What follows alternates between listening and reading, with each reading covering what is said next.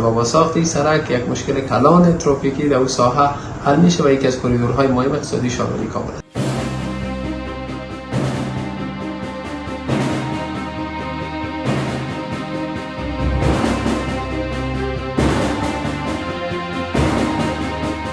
به نهایت ما خوش هستیم که این دولت ما اینقدر در ملت خود خدمت کرده رئیس.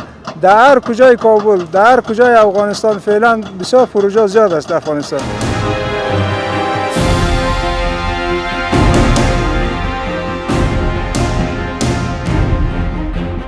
د بګرامۍ او د لتبند سره کې کار کوو نو ډېر خوښ یو. دا زموږ د وطن لپاره یو افتخار دی چې په خپل وطن کې کار کوو، لګیا یو.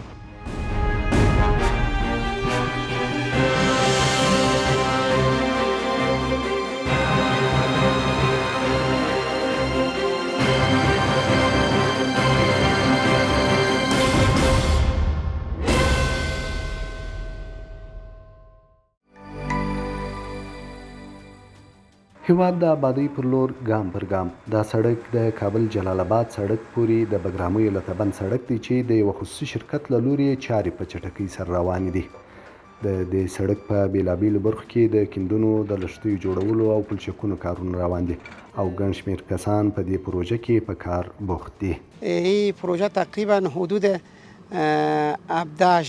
کارش پیش رفته و 4 پلچک داره که فعلا ما شما در این پلچک اول استفاده هستیم که تقریبا 91 متر طول داره و 3 پلچک دیگه شم کار بعدا سرش روان میشه و قسمت های دیگه هم کارهای داریم. بخش جوچه روان است، استراکچر جوچه است کارش روان است. از خود طبقات سرک طبقه اولش اپگرید میگن کار از او روان است. سنگکاری است، دیوالای استنادی است، کارها روان است فعلا. د یاد شرکت له لوري به 4 سړکونه چې 2 اساسي او 2 فرعي دي چې شنې ساحې او پیاده رو پکې شامل دي پر مخ وړل کیږي.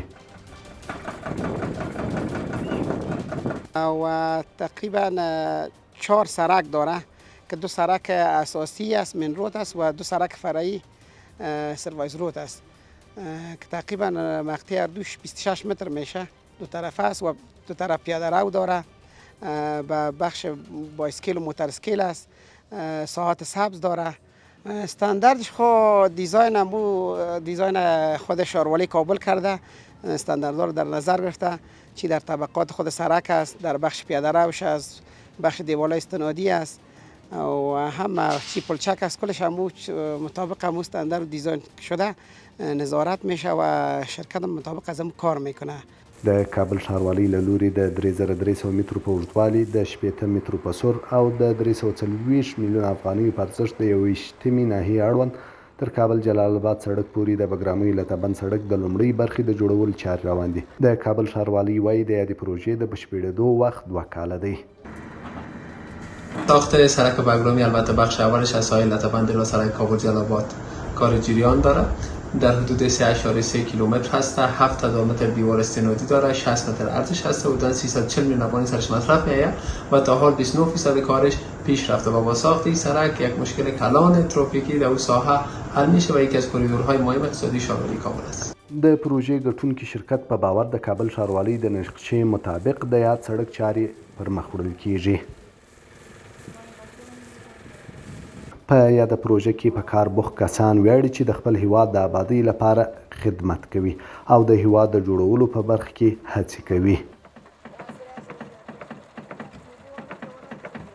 به نهایت ما خوش هستیم که این دولت ما اینقدر در ملت خود خدمت کرده رئیس. در هر کجای کابل، در هر کجای افغانستان فعلا بسیار پروژه زیاد است در افغانستان. اینقدر خوش هستیم که بیخی گنجایش نداره از خوشی زیاد. ما خودم به نهایت خوش هستم که خودم مصروف کار هستم، در کشور خود زحمت میکنم، کشور خود آباد میکنیم. به نهایت خوش هستم. ما که در کشور خارج هرچی باشیم در کشور خود پاچه هستیم زحمت کنیم. این کشور خود ماست. والا یک سنگش بالا میکنیم گوشه میمانیم. این دما افتخار است. در دولت ما افتخار است که باید آباد شود. د بګرامۍ او د لتبند سره کې کار کوو نو ډېر خوښ یو. دا زموږ د وطن لپاره یو افتخار دی چې په خپل وطن کې کار کوو، لګیا یو. نو زه خپله تازه له ایران راغلی یم نو دا ډېر یو خوشحالي ځای و چې په خپل وطن کې موږ ته کار برابر سو. دا زموږ نور هم تقاضا زیاته ده چې همداسې کارونه همداسې پروژې په لاره واچول شي چې ټول افغانانو ته په خپل وطن کې د کار زمینه برابره شي. دا یو ښه فرصت ده د ټول لپاره. نو شکر کار ښه کار روان ده د بګرامیو 6 متره سړک د جلال آباد له تباغ پورې. نو کار ډېر مغلق کار ده.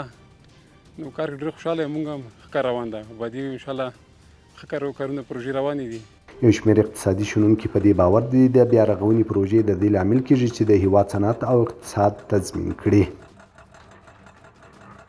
زیربناو پروژې دا د ملک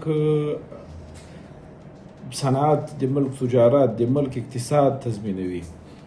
د اسلامي امارت راتګ سره په ښارونو کې بالخصوص د افغانستان په مرکز کې کابل کې ډېرې پروژې ګټې اخیستنې ته سپارل شوي دي او په ډېرو پروژو باندې کار شروع ده. دغسې د پایدامي وزارت شهراو باندې ډېر غټ کارونه شروع کړي دي. اما متاسفانه کارونه یو څه بې سیستمه روان دي، خصوصا عمومي شهراوې. موږ ته دغه کومې تېرې طرحې چې له خارجیانو نه پاسه پرېښودل شوي دي دا د یو کم وخت لپاره دي. موږ بنیادي نه یو، موږ ته بنیادي طرحې نه دي جوړې کړې. په دې باید بیا کره کتنه وشي او دې ته باید اسلامي امارات مربوطه وزارتونه متخصصین پیدا کړي چې څنګه موږ کولی شو چې خپل سړکونه، خپل زیربناوې معیاري جوړې کړو. د سیمې اوسیدونکي په دې خوښ دي چې د سړک له جوړېدو سره به یې ستونزې حل او پر وخت به تر خپل ټاکلي هدف پورې رسیږي. او موږ ډېر زیات خوشحاله یو د دغه سړک نه، د دغې پروژې نه چې دغلته موږ ته اسانتیاوې راځي. ماشاءالله ډېر لوی او ښه پراخ سړک دی او د دې تر څنګ موږ ته ډېرې غټې اسانتیاوې دي چې دغه سړک پوخ شي.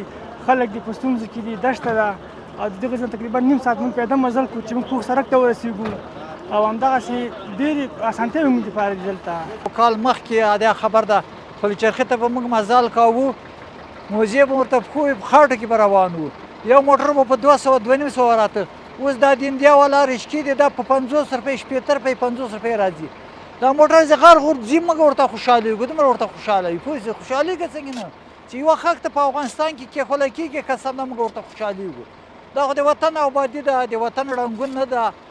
خدا دې د خیر د وطن آباد کې خپل ټول خلک په دغه وطن کې اخته وي او مشغوله وي او په صحت یې روغ وي او په خپلو پښو په موټر والا کار یې پیاده مزل کوي. خلک اوس راځي والا د سړک سیل کوي. په یاده پروژه کې د ګلدانونو او تمځایونو جوړول، د روښنایي څراغونو نصبول، د سړک په اوږدو کې د استنادي دیوال جوړول او په سړک د کرښو اچول هم د دې پروژې برخې دي.